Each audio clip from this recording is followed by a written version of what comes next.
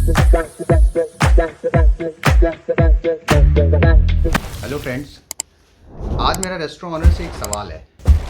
सवाल ये है कि क्या आपका मेन्यू जो है वो आपके बिजनेस ग्रोथ में या सेल्स में आपकी मदद करता है। कहीं वो ऐसा तो नहीं है कि वो सिर्फ एक बुक की तरह है जिसमें आपका कंज्यूमर आता है, वो उसको पढ़ता है और फिर जो है उसमें से ऑर्डर कर देता है, दैट्स इट। मतलब आपका मेन्यू जो है इंटरैक्टिव नहीं है, आपके कस्टमर को बताता नहीं है कि आप क्या और ले सकते हैं, क्या परचेज कर सकते हैं, क्या बेटर है आपके लिए, क्या मतलब सेम वैल्यू में आप क्या क्या चीज़ें ले सकते हैं। क्या ये सब कॉम्बिनेशन आपका नॉर्मल मेन्यू कर सकता है? नहीं कर सकता। मैं इसका जवाब दूंगा आपको, लेकिन उससे पहले आप सबको कॉन्ग्रेचुलेट करना चाहूँगा अपने चंद्रयान मिशन 3 पे, जिसने कि आज सक्सेसफुली लैंड किया है मून पे। और अपने सारे साइंटिस्ट्स को मैं बहुत बहुत कॉन्ग्रेचुलेट करना चाहूँगा और अपने सारे कंट्रीमेंस को भी बहुत बहुत कॉन्ग्रेचुलेट करना चाहूँगा। चलिए अब बात करते हैं कि जो सवाल मैंने आपसे पूछा था इस वीडियो की स्टार्टिंग में, उसका जवाब देता हूँ मैं आपको।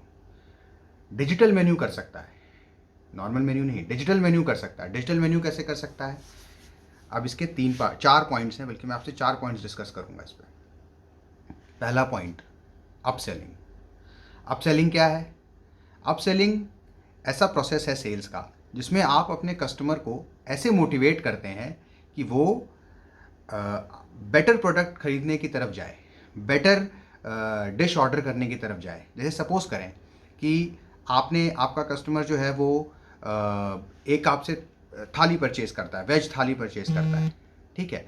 तो क्या आपका मेन्यू जो है वो उसको बताएगा कि भाई आप वेज थाली की जगह ये ऑर्डर करें, अगर इसके साथ एक कॉम्बो ऑर्डर करें तो आपके लिए बेहतर भी रहेगा और आप एक मिनिमम एक बेटर कॉस्ट में आप एक जो है बेटर आइटम जो है वो परचेज कर रहे हैं। नॉर्मल मेन्यू तो नहीं बताएगा, लेकिन डिजिटल मेन्यू डेफिनेटली बताएगा। कैसे बताएगा? आप different different combos immediately real time में ऐड कर सकते हैं अपने इस डिजिटल मेन्यू के अंदर। और जैसे जैसे आप ऐड करेंगे, आपका डिजिटल मेन्यू आपके कस्टमर्स के साथ इंटरैक्ट करेगा। जैसे सपोज करें कि एक कस्टमर ने पिज़्ज़ा ऑर्डर किया, तुरंत आपका डिजिटल मेन्यू उसको उससे रिलेटेड ऑफर्स दिखा देगा कि अगर आप स्मॉल पिज़्ज़ा की जगह लार्ज पिज़्ज़ा ऑर्डर करते हैं, साथ में इसका कोक ऑर्डर करते हैं, तो आपको ये बेनिफिट्स मिलेंगे कॉस्ट वाइज। कस्टमर मोटिवेट हुआ, कस्टमर को भी ये मोटिवेशन आया कि ये तो बेटर वे है कि मैं ये परचेज कर लेता हूँ रादर देन ये। क्योंकि देखिए, अगर कोई कस्टमर पिज़्ज़ा लेगा तो वो साथ में कोल्ड ड्रिंक भी ऑर्डर करेगा ही करेगा। अलग अलग करेगा तो उसको भी पता है कि अगर मैं अलग अलग करूँगा तो मेरे को महंगा पड़ेगा। तो वो क्या करेगा कि कॉम्बो पे जाएगा। कॉम्बो पे जाते ही क्या हुआ, आपकी जो टोटल सेल्स वैल्यू है, बिलेबल वैल्यू है, वो बढ़ गई। आपकी बिलेबल वैल्यू बढ़ गई, आपकी सेल्स बढ़ गई, ठीक है। कस्टमर को भी बेटर एक्सपीरियंस हुआ कि मुझे एक रिलेटिवली बेटर कॉस्ट में उसने अच्छा एक्सपीरियंस लिया, अच्छा फूड लिया और वो हैप्पी, खुश होकर के वहाँ से निकल गया। अब आते हैं दूसरे पॉइंट पे। दूसरा पॉइंट है क्रॉस सेलिंग। अच्छा, क्रॉस सेलिंग क्या है? क्रॉस सेलिंग बेसिकली आपके एग्जिस्टिंग कस्टमर्स, जो आपके एग्जिस्टिंग कस्टमर्स होते हैं, वो आपके पास बार बार लौट करके क्यों आए? ये एक बहुत बड़ा सवाल है, ठीक है। आपके जो रेस्टोरेंट में जो फूड सर्व होता है वो बहुत टेस्टी है, आपका एक्सपीरियंस अच्छा है, दैट्स परफेक्टली फाइन। लेकिन उसके अलावा, क्योंकि आजकल का जो कंपटीशन है ना, वो सिर्फ यहाँ तक सीमित नहीं है। कंपटीशन इतना ज़्यादा है कि आप क्या और अच्छा दे रहे हैं लोगों को, उसके ऊपर डिपेंड करता है। तो क्रॉस सेलिंग, डिजिटल मेन्यू क्या आपकी हेल्प करता है? आपके एग्जिस्टिंग कस्टमर की लाइक्स, डिसलाइक्स, उसके परचेजिंग के तरीके को एनालाइज करके उसको एक अच्छा ऑफर बना बना करके आप भेज सकते हैं। उसको डिस्काउंट्स, उसको ऑफर्स और ये सारी चीज़ें आप डिजिटल मेन्यू के थ्रू बना करके उसको भेज सकते हैं, जिससे कि वो मोटिवेट होता है आपके पास लौट करके आने के लिए, ठीक है। जैसे और एग्जिस्टिंग कस्टमर जितनी बार आपके पास लौट के आएगा, आपका बिजनेस कांस्टेंट हो गया, मतलब आपको कंसिस्टेंट बिजनेस मिल रहा है एग्जिस्टिंग कस्टमर से। न्यू कस्टमर्स को आप अपसेल कर सकते हैं, एग्जिस्टिंग कस्टमर को आप नए नए ऑफर्स, नई नई चीज़ें दे करके, क्रॉस सेल करके उसको बार बार मोटिवेट कर सकते हैं कि वो आपके रेस्टोरेंट में आए। अब आते हैं अपने फोर्थ पॉइंट पे।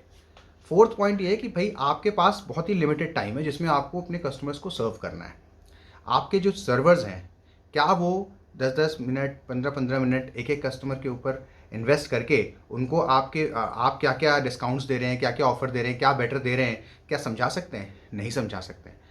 डिजिटल मेन्यू ये काम कर सकता है और साइमल्टेनियसली मल्टीपल कस्टमर्स के साथ काम कर सकता है। तो कैसे काम कर सकता है भाई? जितने लोग भी आपके रेस्टोरेंट को ऑक्यूपेंट हैं, वो बैठे हुए हैं, उनको एक साथ सारी चीज़ें दिख रही हैं, सारे ऑफर्स, सारे बैनर्स, सब कुछ एक साथ दिख रहा है, ठीक है? और वो उसी हिसाब से अपने ऑर्डर्स को मैनिपुलेट कर रहे हैं और उसी हिसाब से अपने ऑर्डर्स को प्लेस कर रहे हैं, ठीक है? अब हुआ क्या कि प्रोसेसिंग फास्ट हो गई, उन्होंने वहाँ से ऑर्डर करना शुरू किया। सर्वर्स का एक्चुअल काम है कि उनको फूड सर्व कर देना इमीडिएटली, वो सर्वर्स अपने एक्चुअल काम पे लग गए, ठीक है? हुआ क्या, आपने लिमिटेड टाइम में ज़्यादा कस्टमर्स को ऑक्यूपाई कर लिया, ज़्यादा कस्टमर्स को कैटर कर लिया, तो ओवरऑल आपका बिजनेस ग्रोथ। एक रिसर्च में ये पाया गया है कि जब आप डिजिटल मेन्यू इम्प्लीमेंट करते हैं तो आपकी 22% तक बिलिंग अमाउंट बढ़ जाता है। ये एक रिसर्च में पाया गया है, मैं अपनी तरफ से नहीं बोल रहा, ये एक सच्चाई है।